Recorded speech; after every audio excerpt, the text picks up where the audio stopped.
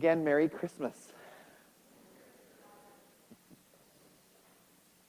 So some of you of late perhaps may have seen Blue Planet, or if you're of a certain age, maybe it was Wild Kingdom, or maybe you've been to a good zoo that has a good primate section. And if you have, you might have seen groups of monkeys or chimpanzees or orangutans or gorillas grooming each other. You know what I'm talking about? They sit there sort of next to each other, and one sort of picks things off the other, and who knows what they're picking off? Probably bugs and sticks and twigs and leaves and moss and whatever else is in there. And then what do they do with it? They eat it, which is amazing and kind of gross. Primatologists, when they watch primates do this, they note that this probably has something to do with hygiene. But they also know there's probably something more than just hygiene, because there is an intimacy and a vulnerability to that act of cleaning one another. And in small groups of primates, and a group of primates is called a troop. A small troop of primates, they will each groom each other, and each one will groom them. And so they share this vulnerable and intimate experience, and primatologist says this fosters group cohesion and bonding. When the troops get large enough to where it becomes practically impossible for each one to groom each other one and be groomed by each other one, there is another behavior that sort of takes center stage, and it's gotten some attention of late. They begin to hum. And in fact, gorillas have been found to, in the wild, sing. If you Google it, gorillas and singing, there's several really incredible videos you can watch. They're sitting there, they're eating their sticks and leaves, and together they're vocalizing, they're singing. Primatologists have wondered what this behavior is about, and one of the hypotheses is that this behavior is sort of similar to the grooming behavior. It's intimate and vulnerable and fosters group bonding and cohesion. Anthropologists who study humans wonder if we don't get some of this in similar ways. We are touching creatures. Now, we don't tend to groom each other, which is really good, but we do shake hands, and we do high five, and we do put hands on each other's shoulders, and we do hug and embrace. In some cultures, they do where they kiss on each cheek. Total strangers meet for the first time, and they're kissing each other's cheeks. Scientists, neuroscientists say that when we touch, even just like simple, friendly shaking of hands, high-fiving, our brains release a flood of chemicals, endorphins and oxytocin and all kinds of good stuff that binds us together and builds cohesion, even among total strangers. We are also, of course, singing creatures. We sing. Now, I know some of you are probably thinking, yeah, I don't sing. No one wants to hear me sing. I know. But if you go to a sporting event, at the very beginning, they bring the American flag out, everyone stands, they take off their hats. What are you going to do? You're going to sing the national anthem. And if it's a baseball game, at the end of the 7th inning, everyone's going to stand up, and we're going to sing what?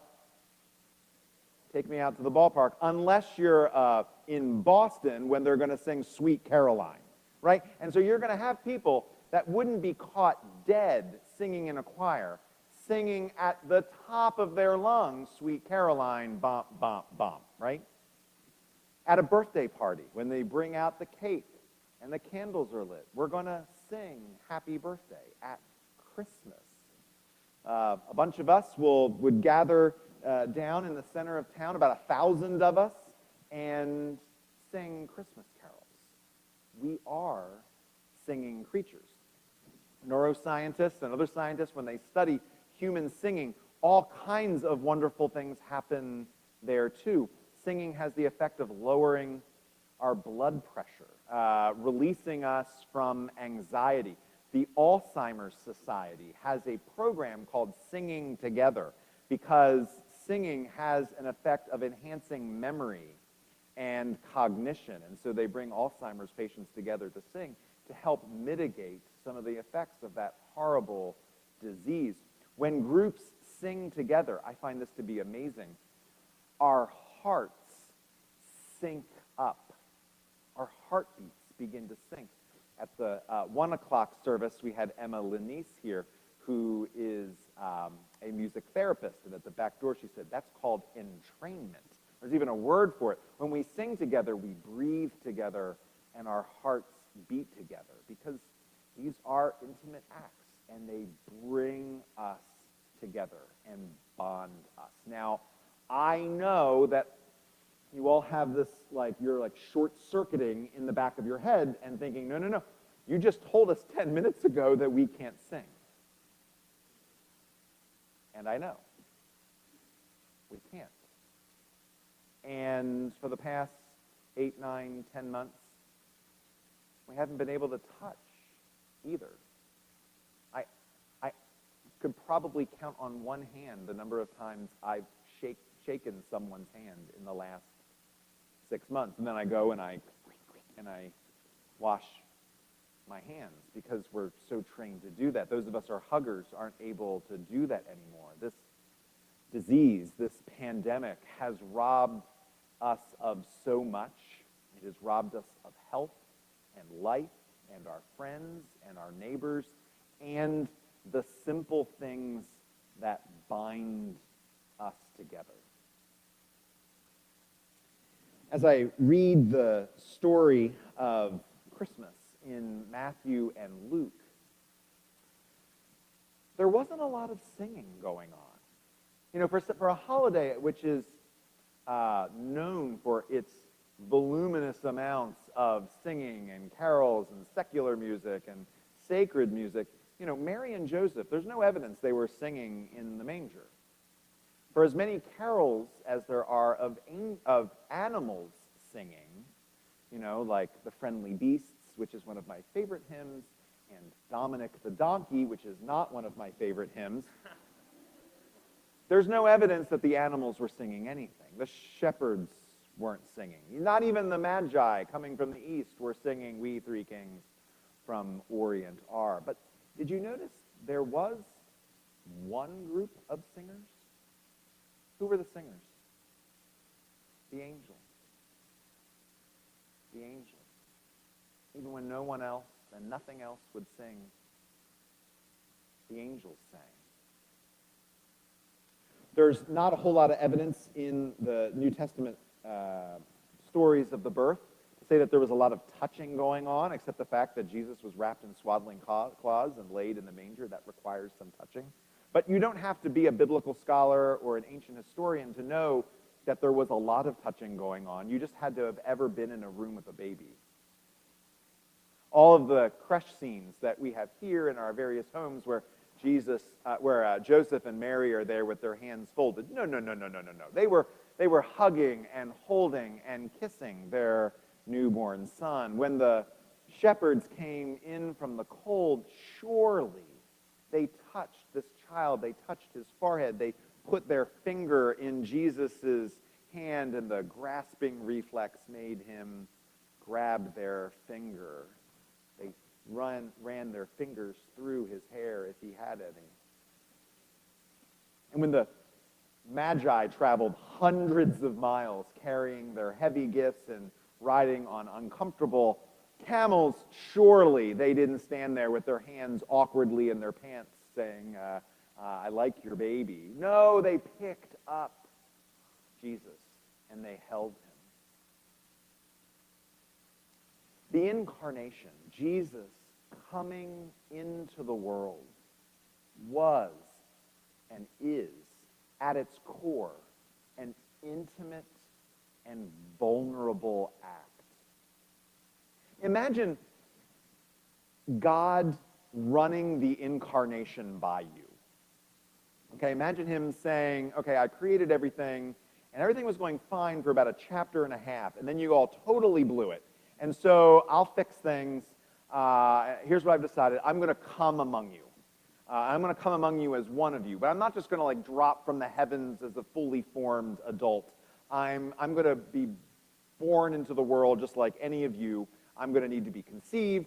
I'm going to need to be born. I'm going to need to be fed. You're going to need to burp me. You're going to need to change me. Some nights I'm going to be red-faced and screaming, and you're not going to be able to figure out why. You're just going to have to hold me and rock me and hope I go to sleep sometime. What do you think? We would say, no.